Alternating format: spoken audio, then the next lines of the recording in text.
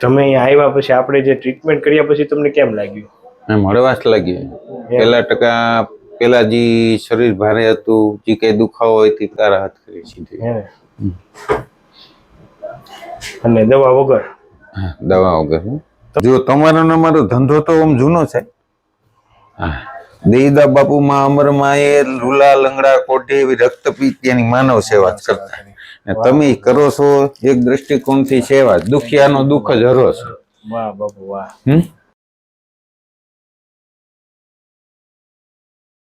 Actually બાપુને છે ને ગાદી દબાતી હતી, એને હિસાબે તકલીફ થાય, ઉભા રહીને એટલે આ પગ ફાટવા મળે. હા, એવું જ થાય. જો આખે આખો પગ છે ને બેસી જાવ એમ થઈ જાય, બેસી જ જવું પડે. આ બેસી જ જવાનું, બેસી જ જવું, ગમે મારે કઈક ઓત ગોતવો જ પડે. આપણે શું કર્યું કે ગાદીને સેટિંગ કરીને બેસાડી, એટલે જે નસ દબાતી હોય ને, હવે સપોઝ જાણે કે તમને સમજાવું, આ બે વણકાની વચ્ચે ગાદી હોય, આ ગાદી તમને દબાઈ ને ઉભા રહ્યો એટલે પ્રેશર ક્યાં આવે? ગાદી ઉપર. એટલે આ ગાદી તરત બહાર નીકળે ને અહીંથી 60% નસ હોય ને એ દબાણ થાય. તો ઉભા રહો એટલે તમને ઝંઝાટી આવવા મળે, આમ દુખાવો થવા મળે, બરોબર? એને સ્ટેનોસિસ પણ કહેવાય, બરોબર? એ ગાદીને દબાણ થાય, હાલો ને તોય દુખાવો થાય. ઘણી વાર વધારે પડતું હાલવામાં વધારે વલાય તોય દુખાવો થાય. પણ તમને આપણે ગાદીનું સેટિંગ કરીને ગાદીને બેસાડી એટલે હવે તમને કાંઈ થશે પછી. હવે જુઓ કાંઈ થાય જુઓ તો ત્યારે નથી વાંધો. પાકું ને? ત્યારે વાંધો નથી. હવે તમે બાપુ ક્યાંથી આવો? પરબધામથી. પરબધામ. શું નામ તમારું બાપુ? સનાતન દાસ. અને તમને શું તકલીફ થતી હતી બાપુ? પગ દુખતો હતો. કેટલા સમયથી? માનો ને આશરે 2-2.5 મહિના પાકા. એમ? અને તમે અહીંયા આવ્યા પછી આપણે જે ટ્રીટમેન્ટ કર્યા પછી તમને કેમ લાગ્યું? એમ હળવાશ લાગી. પેલા જે શરીર ભારે હતું, જે કઈ દુખાવો હોય તે તારા હાથ કરી સીધી. અને દવા વગર?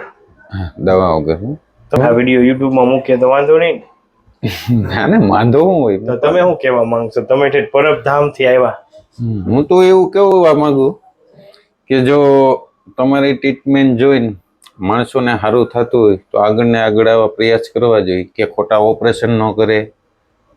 એ માણસોને અત્યારે બીજી લાઈન દોરીએ કે આજ નસ તમારી દબાતી હોય, જે તેણે આડો ડુંગર કહેવાય, એના જેવી વાત છે આમાં.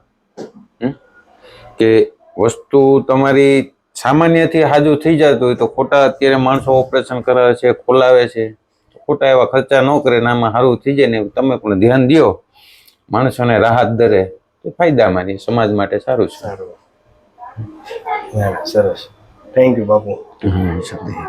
જો તમારો ને અમારો ધંધો તો આમ જૂનો છે. હા, દેઈદા બાપુ માં અમરમાં એ લુલા લંગડા કોઠી એવી રક્તપીત્યાની માનવ સેવા કરતા.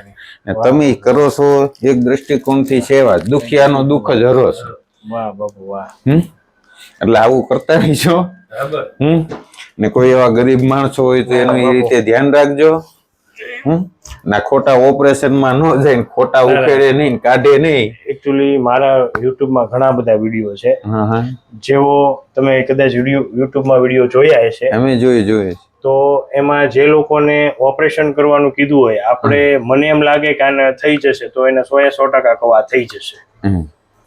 તમે એમાં ઘણા બધા લોકોને મેં ઓપરેશન થી બચાવેલા. રોટો ના આમાં બચી જાય. આ તમે જે કરો છો આ ટ્રીટમેન્ટ થી મને ખ્યાલ છે, જ્યાં સુધી ખબર છે ત્યાં સુધી તો આમાં મેજોરિટી થઈ જાય. અમારે આ ભાઈ નહીં હતું, અમે આ તમારી જોડે દેશી વેચી. ના થઈ જાય, આનથી જ થાય. ગાદી હંમેશા ઓપરેશન કર્યા પછી તમારે બહુ ધ્યાન રાખવું પડે, અને આમાં વગર ઓપરેશન હરકું થઈ જાય. થઈ જાય એ પાકું. હાલે થઈ જાય. અરે વાહ. છોડો.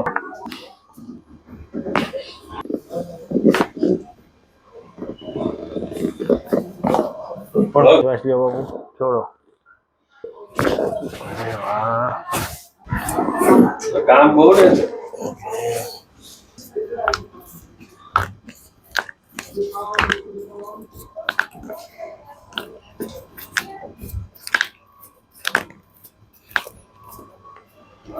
ઢીલું મેં ગયો શરીર બાપુ. હાવ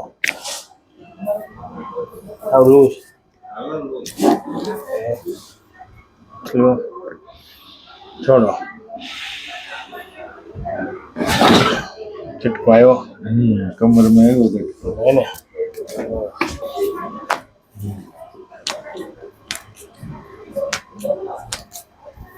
ઢીલું લઈ ગયું બાપુ આમાં તો આવ્યો ને.